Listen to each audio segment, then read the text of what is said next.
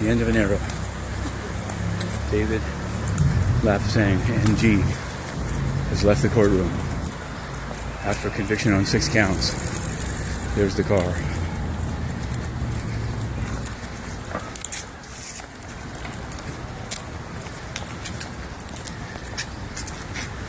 Any comments on the UN? Whether the UN treated you fairly?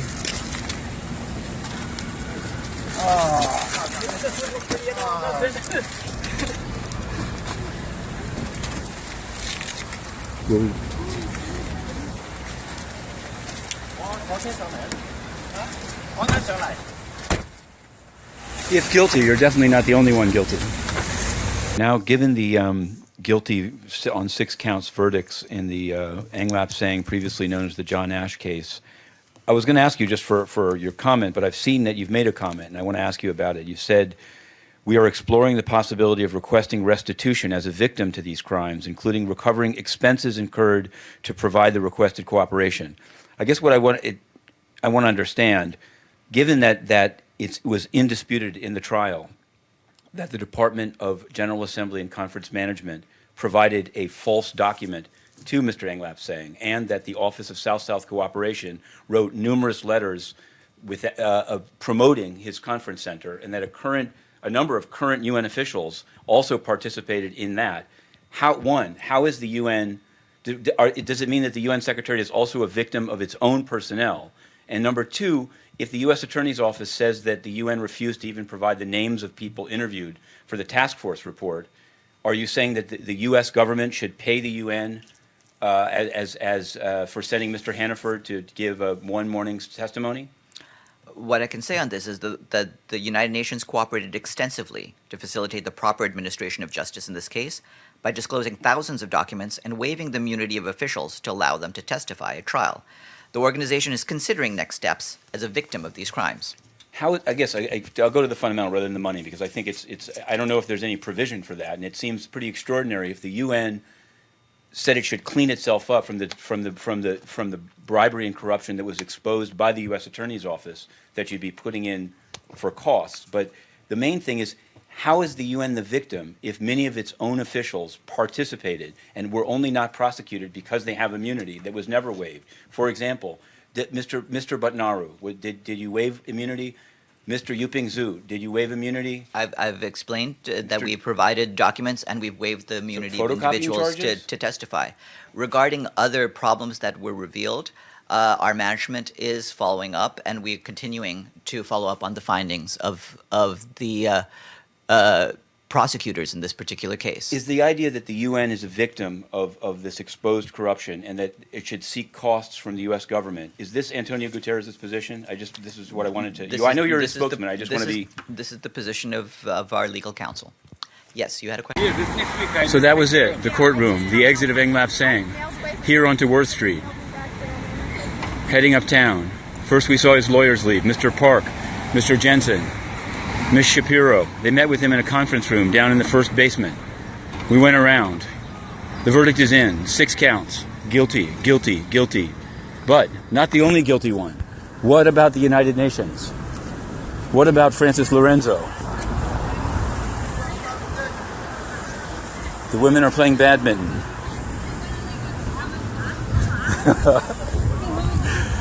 The crowd, the photographers chased Ng through this very courtyard by 500 Pearl. Well, we heard the verdict from the UN and we raced down, but we've covered the trial. Go on innercitypress.com, you'll find more information than you want about why Mr. Lang, yes, seemed extremely guilty, but also the UN itself, a cesspool of corruption. The UN itself, only through immunity, getting off. The UN tried to help Ng get off. They wouldn't explain how they gave Francis Lorenzo a UN email address. A trial, approximately 1 month in length. We don't know. Will there be an appeal? We asked him. We said, will there be an appeal? How did the UN treat you? There was some problem getting into the car. This is the exit that he came out of. This was Ng, from beginning to end. Yes, the UN is more corrupt than Ng Lap Seng. It's true. He was just a Chinese businessman trying to get approvals. It's the UN that offered him everything on a platter. Ion Butnaru offering documents. Meena Sur doing the work for him. Ban Ki-moon taking the photographs with him. Ban Ki-moon took photographs. Yes, this is the Thurgood Marshall Courthouse. Ban Ki-moon took photographs with Ng Lap Seng. Is Ban Ki-moon going to be prosecuted? What's his comment? What's his comment on this corruption that he allowed? What is the new Secretary General going to do? Oh, pretend it didn't happen at all. That it's just enough to shuffle the deck chairs on the Titanic between the Department of Management, headed by Jan Beagle, and the Department of Field Support, headed by Atul Khare. Give me a break. The UN was for sale, is for sale, and their only response was censorship.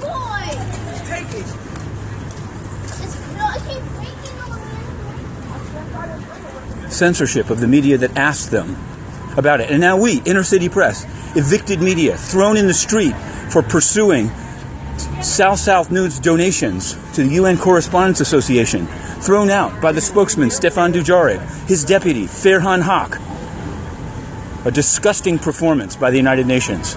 And it goes on, even today, the censors rule in the United Nations.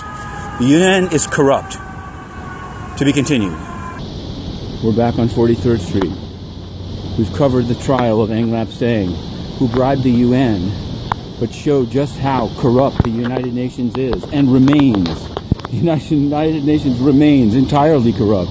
It's been confirmed that any PGA could get the Department of General Assembly and Conference Management to do anything. Give an email address to a sitting ambassador like Francis Lorenzo, doctor a document with the name of a Chinese company, a construction company, as if the GA, well, the GA did. The document says what it says. Corrupt. And nothing has been fixed. The only response by the UN is censorship, throwing the press that covered the story into the street, keeping it restricted 18 months. And now that he's convicted on all 6 counts, in less than 1 day of deliberation, what will the UN's response be? We're going to find out, but first things, we've got to get back to our computer. Because if we don't get in before 7, we'll be locked out. Because we can only go in through the tourist entrance now for having dared cover the UN corruption of the Ng Lap Seng trial. This included South News, full-page ad and payments to the UN Correspondents Association. They met in the UN press briefing room, and Inner City Press went to cover it. Said it would cover it in advance. Filmed it openly on this phone. The group, the UN Correspondents Association, its president and officers, got Stefan Dujarric himself, having done favors for South News, to throw Inner City Press out of the room 3 weeks later with no hearing, no notice, no anything. Get it thrown in the street by 8 UN security guards, later followed by the eviction of all files and 18 months and counting of restrictions. That is how corrupt the UN is. And the last 6 months have been under Antonio Guterres and Amina Mohammed, the new team. Okay, we're back in the United Nations. Bribery has been proved, but nobody cares. The game goes on. Everything is for sale. Anyone can buy their way in. Under Ban Ki-moon, they bought their way in. Look, he's back. Ban Ki-moon is back. He'd been carted away, and now he's back because his term ended. There it was. They flew it all the way to Iran to put on that 2016, the most corrupt Secretary General ever. Under Ban Ki-moon, the UN was entirely for sale. Under Ban Ki-moon, Ng Lap Seng bought events in this lobby and in the Secretariat lobby. He bought the Slavery Memorial. Christina Gayach, the most corrupt head of DP, because it has weak coverage by people that just want to be part of it. Say, when do we deploy to Somalia? It's not we. It's not we. Don't you get it? If you care about the UN, try to clean it up. It was for sale, lock, stock, and barrel, and nobody cares. They just try to shut up those who point it out or ask questions about it. But we're coming back. Let's take a look at the history of the United Nations, of these United Nations, as they say. The spokesman, Stefan Dujarric, how many times has he denied this corruption that's today found by a jury? How many questions has he evaded? How many times has he run off the platform? Didn't he throw Inner City Press in the street from his briefing room that he lent to the people that never once asked about Ng Lap Seng, disgusting. The early days, real estate. I got a building in Vietnam. I think I can, do you want to buy it? Qatar's going to help me buy it. Relatives indicted, events sold. In this very lobby, Christina Gayach of DPI allowed an Ng Lap Seng fundee to put up a slew of paintings, terrible paintings by an old man that was her father. Not supposed to have one-man shows here in the UN, but they did it. Corrupt. Nothing ever happened. Stefan Dujarric said it was just a matter of judgment. It's just judgment. This had nothing to do with malfeasance. Really? Censorship? No malfeasance? The UN is corrupt. And so, on that note, once again, we're going to go write the story. Hang on. Let's end with Ban Ki-moon. That'll be a good one. Ban Ki-moon, the most corrupt Secretary General in UN history. Yes, it's true. And that's saying a lot, according to some. Let's check it out. I would flip it around, but let's go this way. You can see the guys flying by. The same cast of characters. Dagger. We're going to end with this one. Yes, we will. There he is, Mr. Ban. Oh, his head is on fire. There he goes. Ban Ki-moon, the most corrupt Secretary General in human history.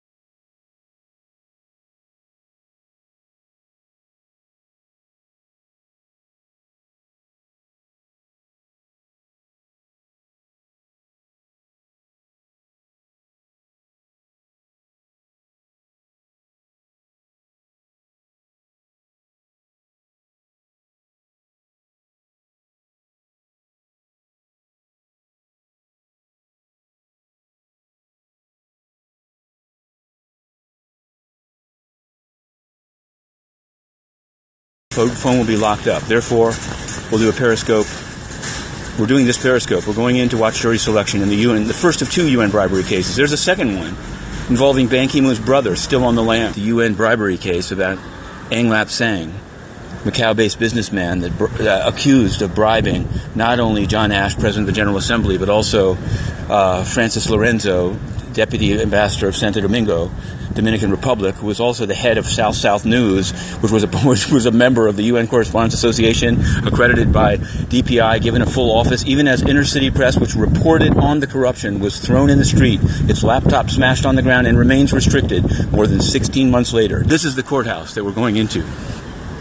This is the courthouse where the jury is being selected for the Ng Lap Seng UN bribery case. And as we reported yesterday, filings over the weekend reveal that the UN lied when they said that they cooperated with the government. They didn't. See footnote 1 of the prosecution's June 25th letter, in which it said, it is said that the UN refused to say who they spoke with for the UN task force report, which now the defense is using to say it wasn't a bribery, everyone does it at the UN. Well, the jury selection is on, and Ng Lap Seng is sitting in the front row with at least 4 lawyers, and the room is full of prospective jurors, most trying to get out of jury duty, and the prosecutors are there, and the judge is there.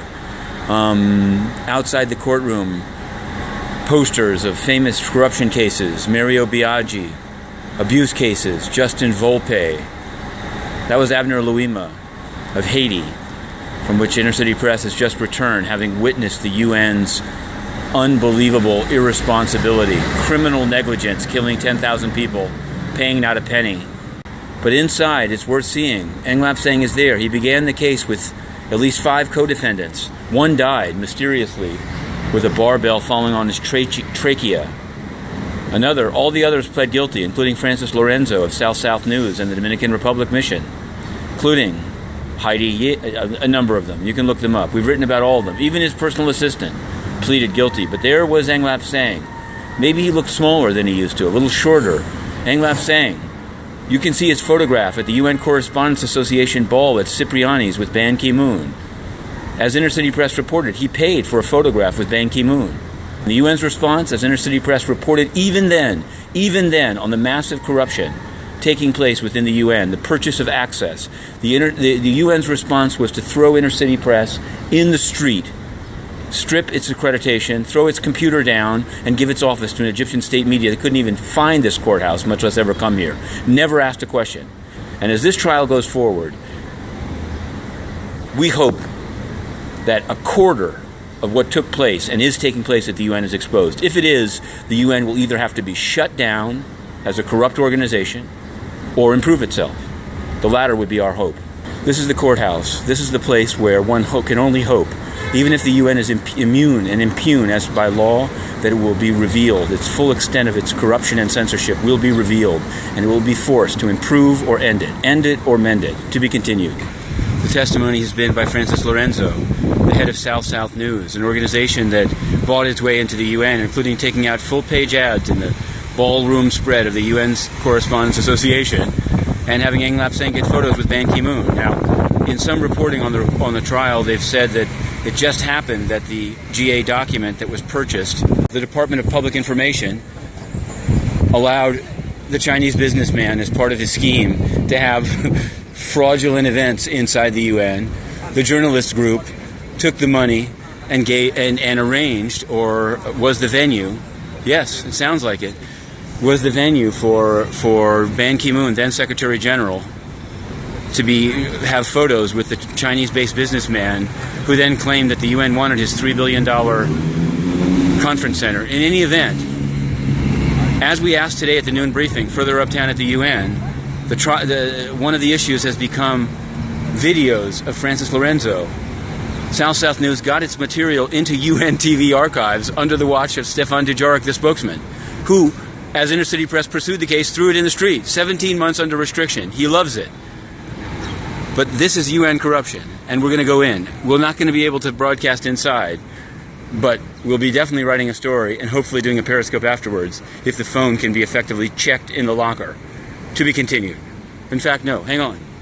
A stand-up. We can do it. This is the courthouse where the UN bribery scandal is put on trial. Now, will the full extent of UN corruption be revealed? That's our hope. We're going in. Now, in the courtroom, this is a continuation of the Ng Lap Seng trial that we just covered without the phone, but we're outside. Here's what we can say. In the defense team of Ng Lap Seng, approximately 10 individuals. 10 individuals, some sitting in the front, some sitting in the back, bankers' boxes, exhibits, documents, UN videos, some trade journals. Yes, the legal advisor of the U.S. mission in the House. We recognize him because we always see him in the UN. He usually covers the 6th Committee. But today, he was covering the Ng Lap Seng trial. Yes, he was there. Was there no one from the United Nations to hear their organization exposed as the most corrupt organization, where a DPI is involved with people selling consular generalships for $600,000, and the people say, I can't recall, I don't remember? Where was the UN? The UN is just pretending it doesn't happen. Its press corps, extremely happy, having actually accepted funds from South-South News. Was there a refund? Was there a refund of the money for the full-page ads of South-South News of Ng Lap Seng to get photos with Ban Ki-moon? How can Ban Ki-moon, corrupt Secretary General of the United Nations, who took photographs with the defendant to promote his business, how can Ban Ki-moon become an ethics officer of the Olympic Committee? Ask yourself. That's what he's in line for. The further witnesses who will be coming forth in this trial, they involve a UN official named Simon Hannaford. This is an exclusive. This, yes, is an exclusive report.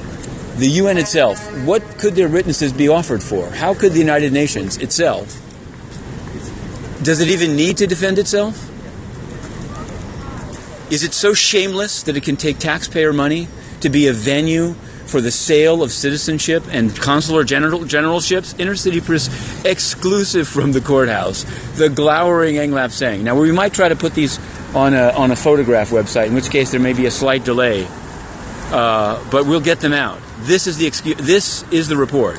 And sad to say, we have to go uptown because under the UN's, the only UN journalist covering the UN corruption trial is the one that was thrown in the street, its office stolen, its files dumped on the ground, and a no-show Egyptian dictator-sponsored media called Akbar al-Yam, former president of the UN Correspondents Association, put in its office to take up space so that inner-city press is locked out of the UN and can't cover the corruption scandal.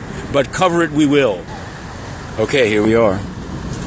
There's the courthouse. We're going for it again after asking at the UN noon briefing whether the UN is even tracking the case in which its full corruption is being exposed. The U.S. mission has had a guy there, the legal advisor. The UN wouldn't even say if it had anyone or if anyone there was receiving reports on it. Wouldn't comment on $600,000 paid for positions. Nothing. We're going in. Today, at 9:30, the new Secretary General, Antonio Guterres, signed in 6 more guys. Everyone was great, hand-slapping. What's been changed? Lack of transparency, unaccountability, censorship continuing. But let's go in. But I digress. Let's go in. It's not like the UN is being unfairly charged with corruption and yet solving problems. Look at Cameroon. Look at the Rif region of Morocco. Look at Yemen, discussed today. But this is something that we're covering because the trial is now, and something will happen. Whether or not Ng Lap Seng is convicted, the information that's come out should be acted on. To be continued.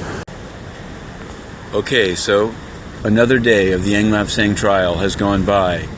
Much of it spent on the cross-examination of Mr. Francis Lorenzo at great detail.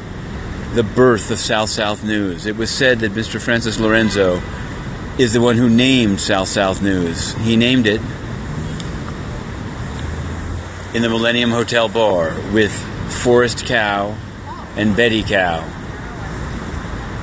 This is the car in which Mr. Ng Lap Seng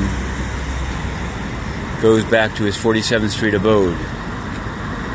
These are defense lawyers of Ng Lap Seng with their exhibits. The case is going on. Today we asked the UN, and some at great length, if they had any comment on the sale, the absolute sale of positions by the President of the General Assembly, John Ashe, may he rest in peace, for $600,000. They didn't, of course. Is Mr. Lorenzo any better than Ng Lap Seng? Not really. Are some UN officials any better than the two? Not really. Francis Lorenzo repeatedly saying, I don't remember, I don't recall. It might be my email, I don't know. Do you remember the meeting? I don't know. Maybe I'll remember tomorrow. The man has no credibility. If Ng Lap Seng, in fact, is acquitted, it will be because Mr. Francis Lorenzo has no credibility at all. But ask yourself, Francis Lorenzo ruled the UN for some period of time. Francis Lorenzo bought events in the delegates' dining room. Francis Lorenzo presented awards to Ban Ki-moon's Chief of Staff, Susanna Malcora, to Sigrid Kaag, the head of the UN mission in Lebanon. Ng Lap Seng got photographs with Ban Ki-moon arranged after having taken out full-page ads with the UN Correspondents Association, on whose board are Reuters, now AFP, Gianpaolo Pioli, of Italian journalist landlord renting apartments to war criminal ambassadors. The UN is entirely corrupt, and when you report on it, the inmates are running the asylum. The UN allows corrupt officials and journalists. Well, is Stefan Dujarric a pawn of the corruptos, or part of it, or part of the corruption?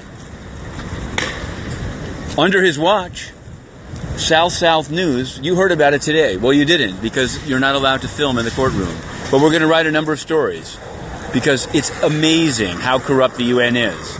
An organization that was nothing but a plaything funded by a billionaire from Macau to buy documents from the UN was allowed to run award ceremonies that Christina Gayach, the head of DPI, went to. And when Inner City Press asked her why she went, she had Inner City Press thrown out of its office into the street and its computers broken.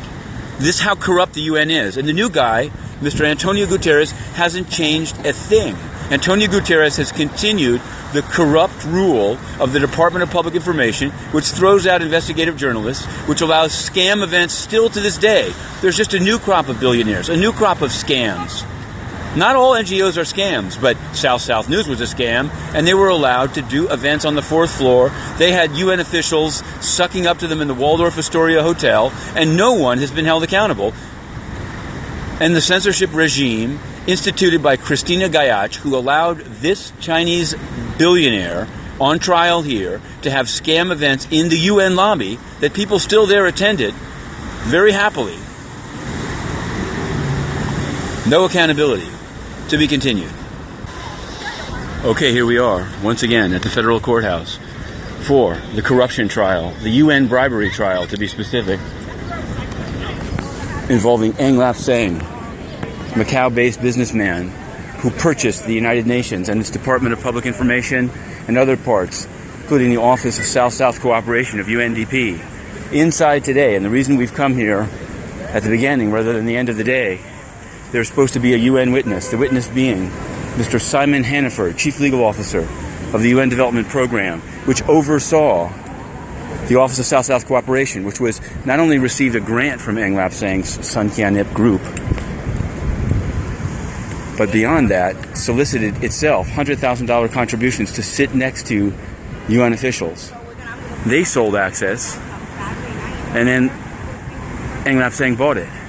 How this guy from UNDP is going to testify as to the scruples of the UN is unbelievable. Number two, yesterday, as we've reported, and you'll find it if you go to innercitypress.com, something called the Public-Private Alliance Foundation, founded by Francis Lorenzo, has as one of its collaborators UNDP. So there's a connection. How can the witness purportedly impeach or rebut Francis Lorenzo when he's the head legal officer of an organization that collaborates with Lorenzo's group, the PPAAF? Many questions, and we'll end for now because we're going to get in. This is the courthouse where Ng Lap Seng is on trial. Here we are. It's just down at the U.S. federal courthouse, where it turns out the UN gave a partial waiver for Simon Hannaford, the chief legal officer of UNDP, to testify. We stayed as long as we could because now we have to run to the noon briefing. And then said, oh, yes, Ng Lap Seng's Sun Kian Ip Foundation had promised a big grant to the Office of South-South Cooperation, and some had been spent on this fraudulent Macau event. Some would be returned. They never held a press conference. They never explained anything. Today, in court, under oath, Mr. Simon Hannaford was walked through a series of UNDP documents which state as an absolute exclusion from private sector engagement, including money-taking, gambling, and other controversial activities. Well, everyone knows that Ng Lap Seng runs casinos. Having come back to the noon briefing from the courthouse in which it was said and further exposed the full extent of the UN's corruption, no answers at all from Mr. Stefan Dujarric. Refused to say if anyone was held accountable. Refused, let's go down the line as we narrate this. Refused to say, claimed that the Office of South-South Cooperation is accessible when they've never held a press conference. Yesterday he said, call the Sudan country team. They never answered. The UN has reached a level of unaccountability and corruption yet not seen. Money taken from a Chinese-based magnet and not one person held accountable. Lawyers given partial waivers to go down and sing the praises of the UN. Question about whether there will be a reform document. Let the member states ask it. This, of course, is the same spokesman who had Inner City Press thrown out of the briefing room for covering the Ng Lap Seng connection to the UN Correspondents Association. And now he puts forward another witness. We guess maybe this guy will answer something. It's unacceptable for the UN to answer no questions on its corruption case and to throw the media that asked them out. 0 for 4. Okay, and we're back. The screen froze up. But there's much to be said about this corruption trial. What a piece of work is the United Nations, where positions were sold, $600,000. A scam media partnered with the UN, South News, and with the UN Correspondents Association, buying full-page ads, producing a diminutive Chinese billionaire in a tuxedo to take pictures with Ban Ki-moon. Unbelievable. Nothing has been fixed. But we're going to continue to report, even as coming in through like tourists, while no-show Egyptian state media, no-show, no question, no nothing. The UN is corrupt. Yes, corrupt censors. Unable to fix anything. Still blathering. If you care about the Sustainable Development Goals, you have to take a look at what is being revealed in the Ng Lap Seng MDG trial. MDGs, look at the business plan produced by Francis Lorenzo in a trip in December 2012 to China. That's what came up. That's where he said he's partnering with the UN. Ng threatened to cut the money because these guys, Vivian Wang and Lorenzo, according to the testimony, were spending massive amounts of money on casinos in Las Vegas and Atlantic City. SDGs, yes, SDGs. Hotels in Monaco. SDGs. UNDP, SDGs. Office of South-South Cooperation, totally corrupt. Never cleaned up. Never held a press conference. Never. Trying to make an agreement with South News. Well, the Macau August 2015 Sleaze Fest, the video is coming in. It's coming in. And who was there? UN journalists, UN ambassadors. Everything was for sale. A small Chinese billionaire leaned back and laughed as he bought documents from the General Assembly. Nobody cares. Nobody fixes anything. We're going in. Okay, here we are at the federal courthouse. Just attended the continuation of the Ng Lap Seng UN bribery case. Pretty shocking. This was the end of the cross-examination and some redirect of Francis Lorenzo, former deputy permanent representative of the Dominican Republic, head of South News, and apparently a UN staff member. Yes. But we'll have more on that. Once Lorenzo was done, they brought in the next witness, who is the FBI agent who arrested Ng Lap Seng and Jeffrey Yin.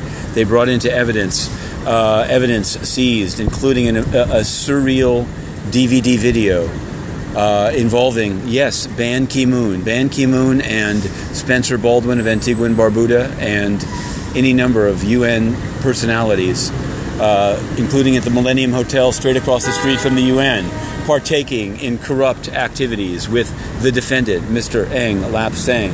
And so, it is shocking that the UN has nobody down at this trial, because Ng Lap Seng, Ban Ki-moon, Francis Lorenzo, an absolute it's incredible that Ban Ki-moon is being considered as an Olympic ethics official. It's incredible. Ban Ki-moon's picture all over the place. The Macau meeting.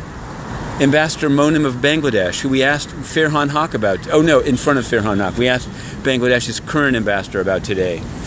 Ban Ki-moon is corrupt, and the UN is entirely corrupt, and in fact evicted the only press that covered the trial and even asked about it. Shocking. Going to write a story when we get back to the UN. We have to rush back because the UN is having thrown inner city press in the street for covering the trial. These are the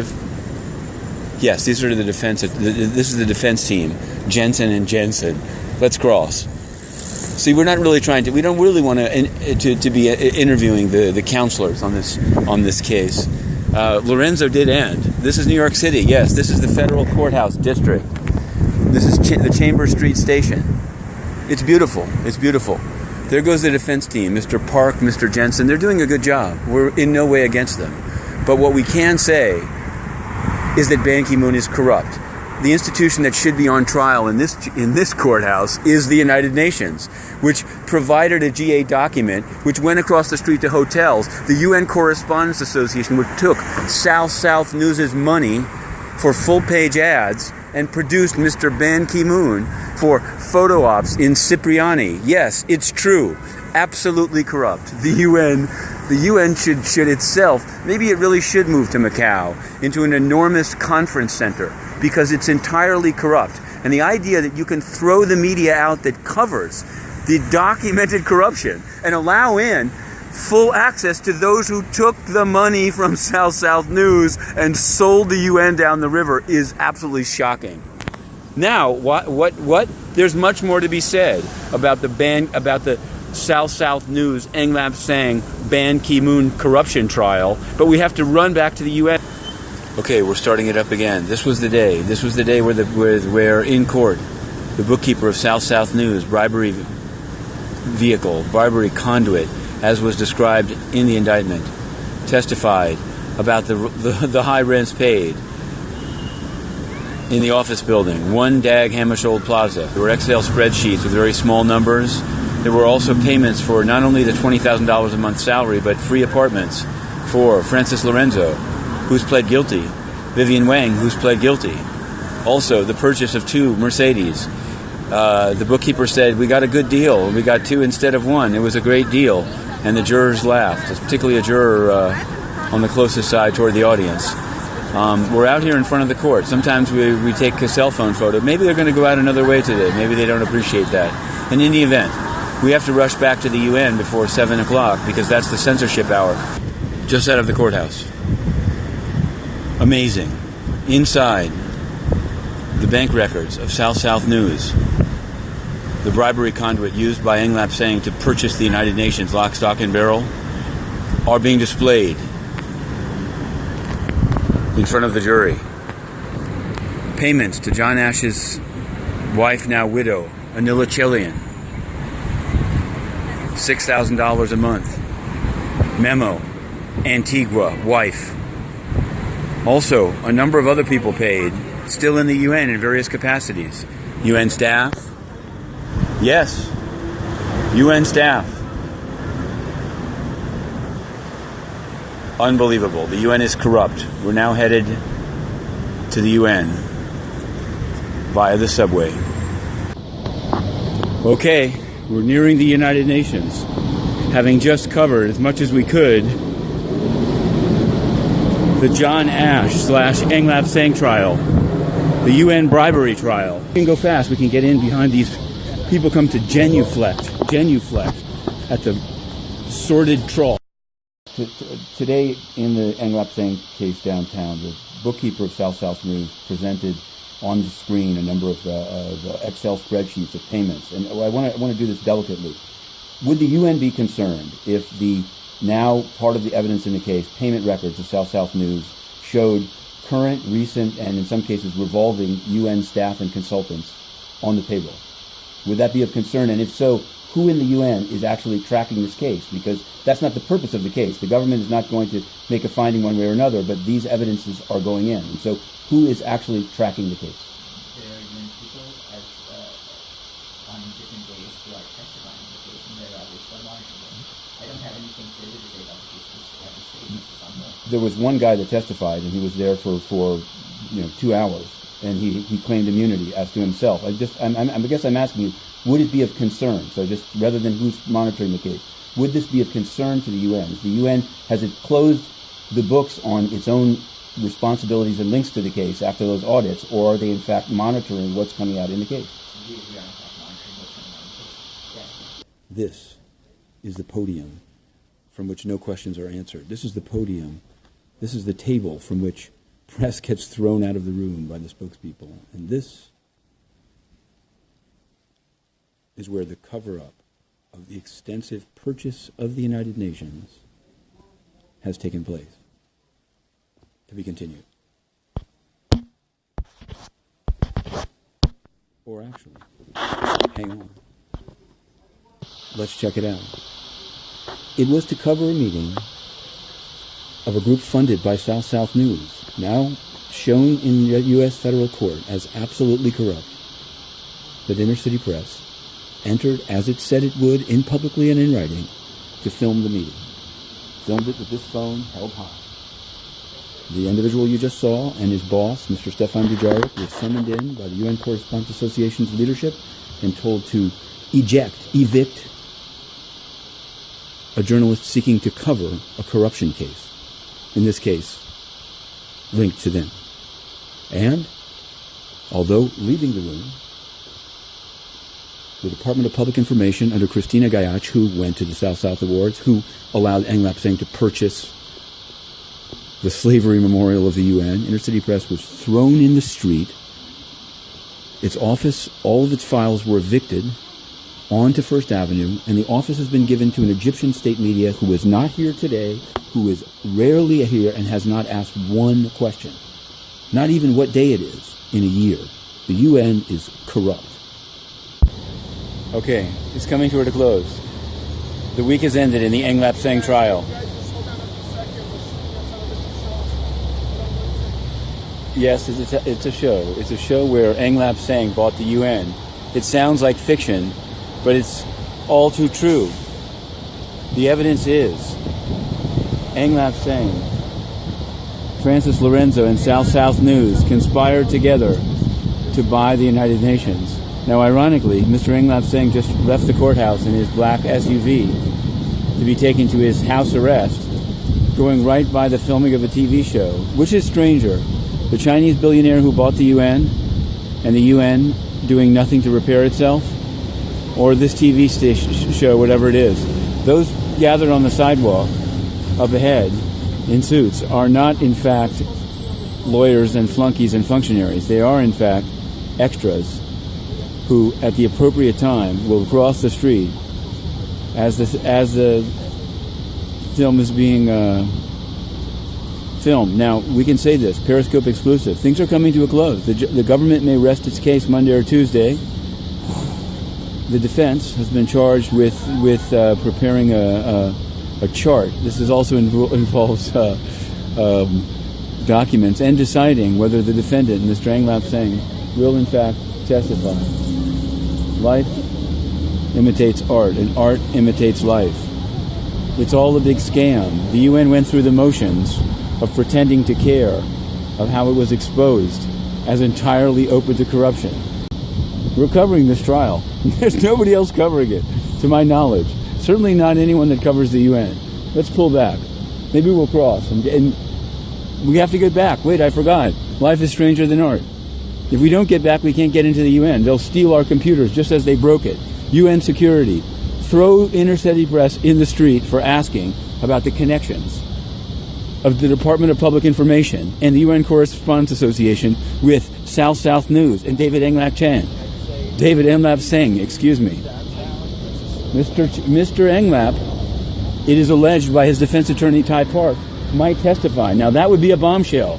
Why is the government not using Vivi Wang? Where are the other defendants? Where is Jeffrey Yin? Mainstream media, nobody's covering it, okay? Nobody, I'm telling you. Every day I go to the UN noon briefing and ask about the trial, and these people are nothing. You know what? They have a conflict of interest. Yes. South News, the mainstay of this case, its budget entirely funded by Ng Lap Seng, its purpose procuring false UN approval for a conference center in Macau, doctoring documents. South News gave money to the UN Correspondents Association, on which Reuters, AFP, they have permanent seats. The reporters come and go, but the organization remains represented.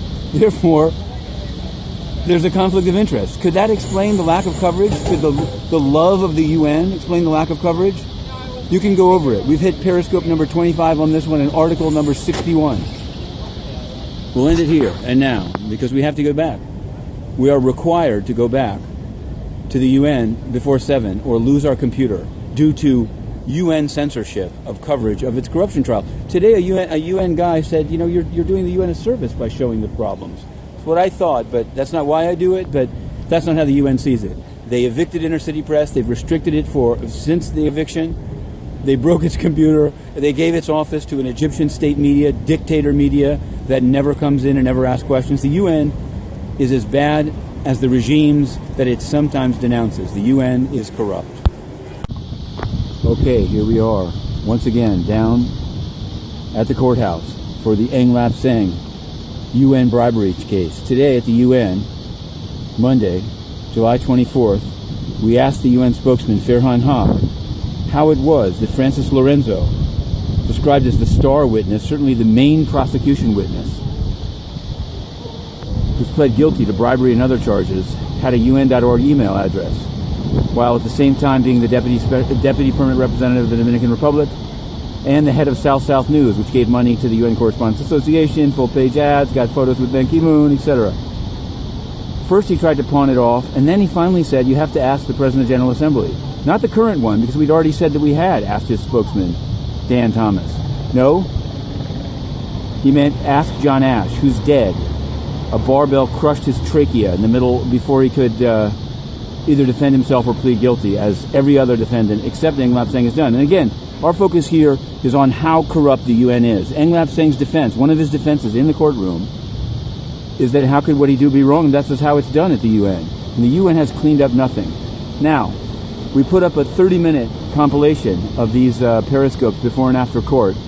I've gotten quite a bit of feedback. One recent one from the UN itself is more meat inside the courthouse. And so, meat it shall be, stenography, which we don't do at the UN, but we will do here because things are coming to a head and the UN is entirely corrupt.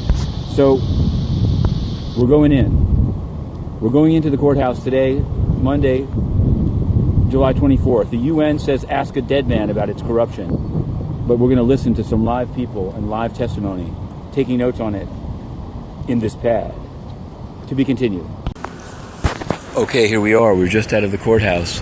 The defense has rested, and it's putting its defense, it's basing its defense on the UN's own task force report, which says there are no commonly accepted ethical standards for the President of the General Assembly, which means the defense of Ng Lap Seng is that the UN has no standards and is corrupt. Yes, it's true. We arrived today to find, we're going to go factual. It's all in the pad. To find the defense's witness going through the various expenditures of South News. As you might imagine, these are the kind of expenditures from advertising, etc. South News, as we know, bought full-page ads from the UN Correspondents Association ball pamphlet or thing. Extremely expensive, actually. But I digress. The defense has rested. The charge is going to be 70 pages in length. Periscope exclusive. 70 pages in length, the charge for Ng Lap Seng, noted corrupto. Let's do with a stand-up. Noted defendant. Excuse me. He may well be exonerated. You've heard it here first, because if the defense is that the UN is corrupt, don't be surprised if it's a successful defense, because the picture that's been painted of the UN in this trial is one entirely disgusting, absolutely outrageous. And so, the UN Task Force report was shown on the screen, redacted, whole paragraphs blacked out, because the UN is so disgusting that its paragraphs can't be shown to the jury. Why was it redacted? Well, because the UN refused to tell the prosecution, that is the U.S. Department of Justice, that is the justice body of its main contributor, who it talked to create the UN Task Force report. However, in the unredacted paragraphs of the UN Task Force report, it is said there are no commonly accepted judicial ethical standards. Make that there are no ethical standards. Hey, all right, Cameroonians in Bahrain, incredible. In any event, we've taken the notes, and things are coming to a head. The UN is corrupt, but we're going to follow the trial. Heading uptown. Okay, we're just out of the courthouse, and there once again drives off Ng Lap Seng. Could it be one of his last 3 nights? Today, the summations. Tomorrow, the charge will be read to the jury, and they will retire to deliberate on the guilt or innocence of Mr. Ng Lap Seng. But to us, the issue is much came out today. We stepped out after the summation by the government. Now the summation of the defense went on for 2 hours and 20 minutes so far. They showed various emails. There goes the defense, by the way. Mr. Park is the man with the dark briefcase. Mr. Jensen, bag over the shoulder. For what it's worth, they really they tore into Francis Lorenzo. They said that Lorenzo is a viper. Lorenzo is a liar. Lorenzo can't keep his story straight. They showed Lorenzo emailing with other UN officials. Yes, Lorenzo. Lorenzo. They talked about the conference center. They talked about Forrest Cow, himself now dead. They showed emails of South employees that now work for the UN, a number of them. It was quite a show. Mr. Park said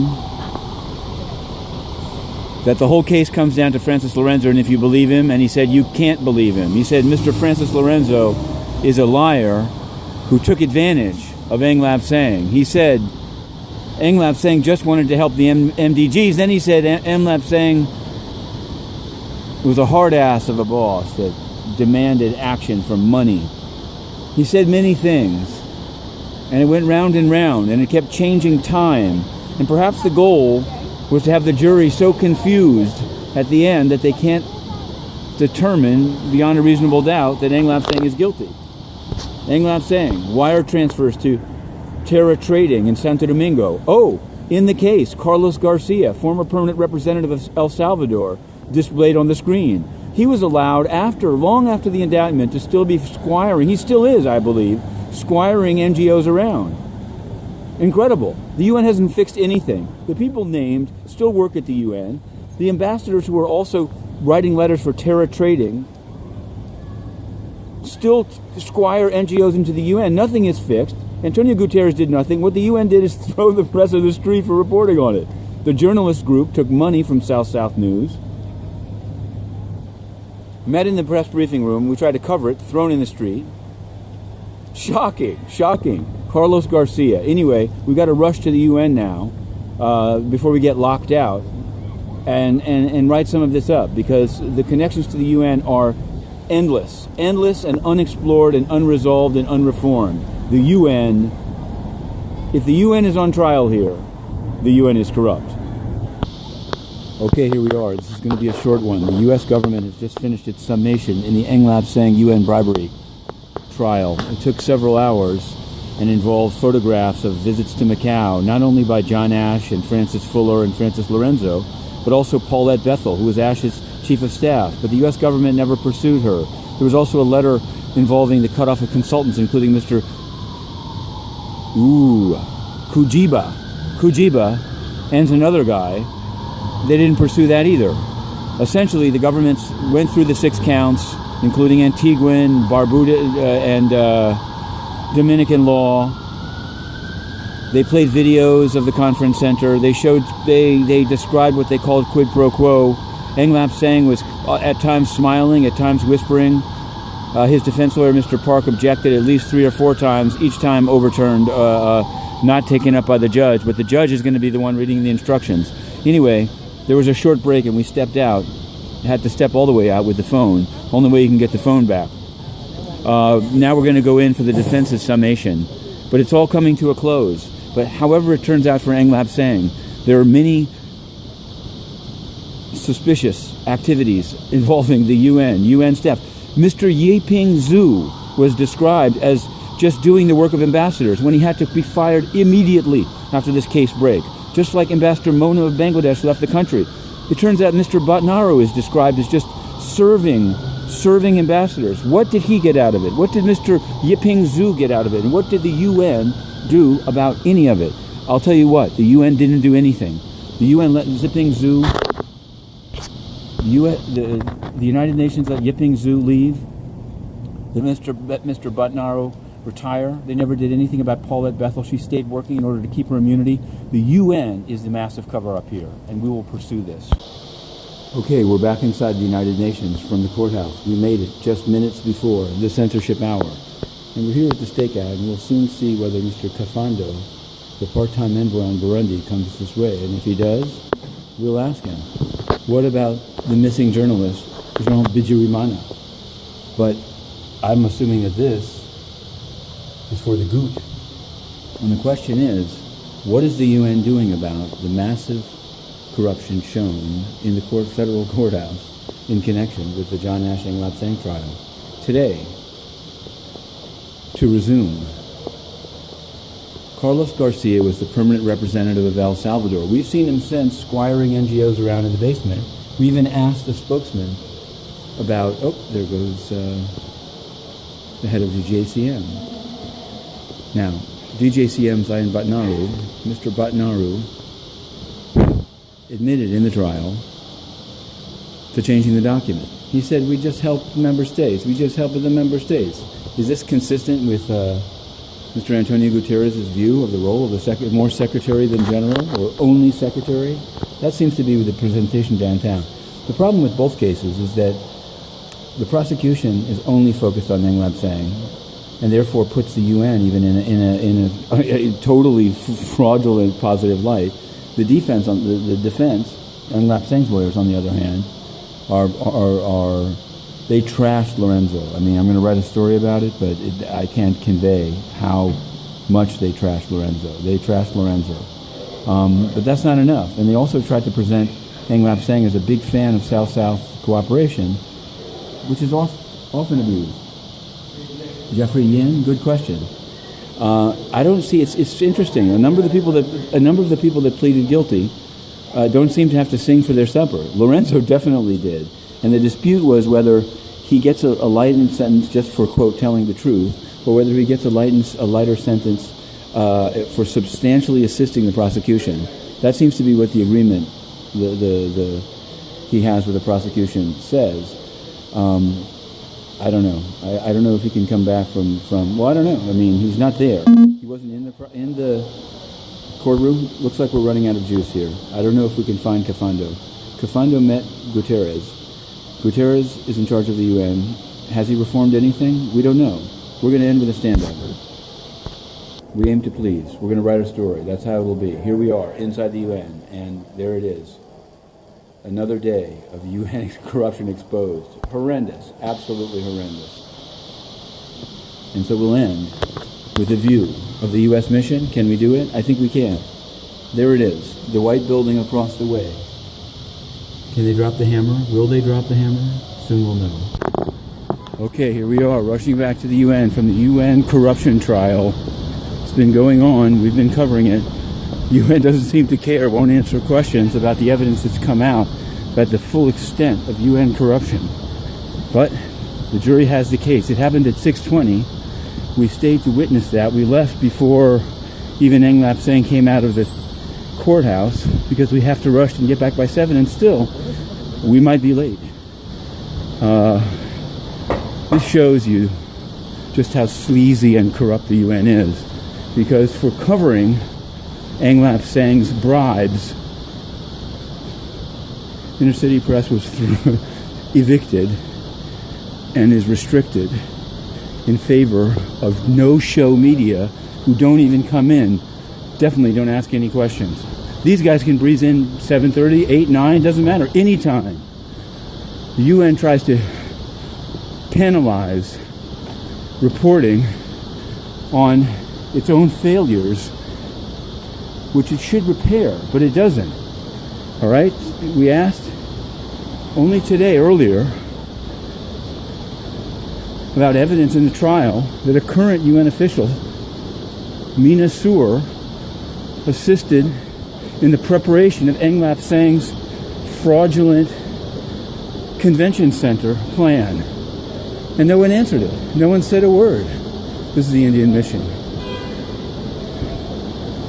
Gotta roll, gotta roll. They won't look into anything. Other officials. Navid Hanif. What was he doing in Macau? Ion Butnaru.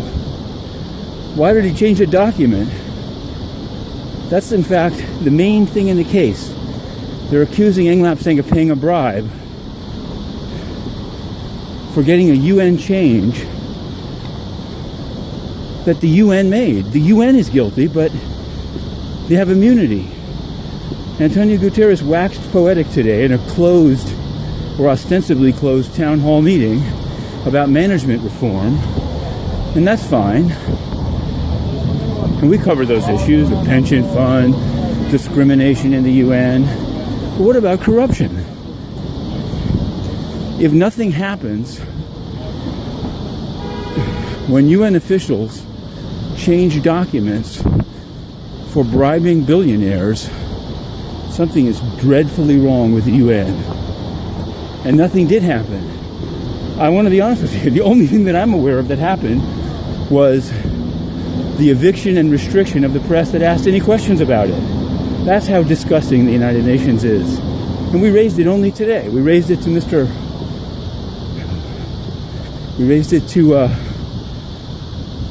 let's just put it, the parties in interest, how it's inappropriate. They won't even waive it. They didn't even waive this 7 p.m. censorship hour during the trial that we've covered every single day until 6. Now today, the jury charge went past 6. The judge apologized to the jury. He made some switches in the jurors. Just rest assured, we're going to be following this side of it too. Ng Lap Seng's defense is that the UN is so corrupt that nothing that he did justifies a prison sentence. Let me get this straight. If he's exonerated, it's not that bribery and corruption didn't occur. It's that bribery and corruption are so prevalent in the United Nations that it's unfair to hold him responsible. His lawyers, Mr. Park, Ms. Shapiro, Mr. Jensen, they also attacked Francis Lorenzo pretty ruthlessly and at great length in this trial. But the reality is the UN's own task force report. Yeah, the UN's own the UN should have been put on trial. I want to be honest. This is like only going after the briber and not the bribee. But they have immunity. Why didn't the government scream bloody murder about this? Why didn't the government request, even after the election, that immunity be removed?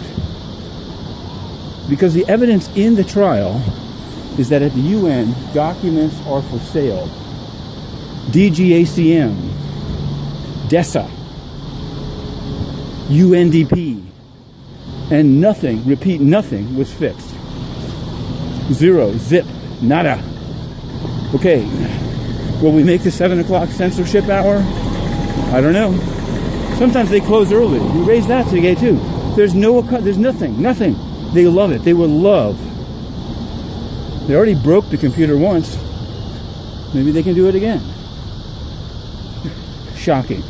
Where's Akbar Al-Yam? Where's DPI? Where's the head of DPI that keeps this bogus system of no-show journalists and restrictions on the people actually covering it going?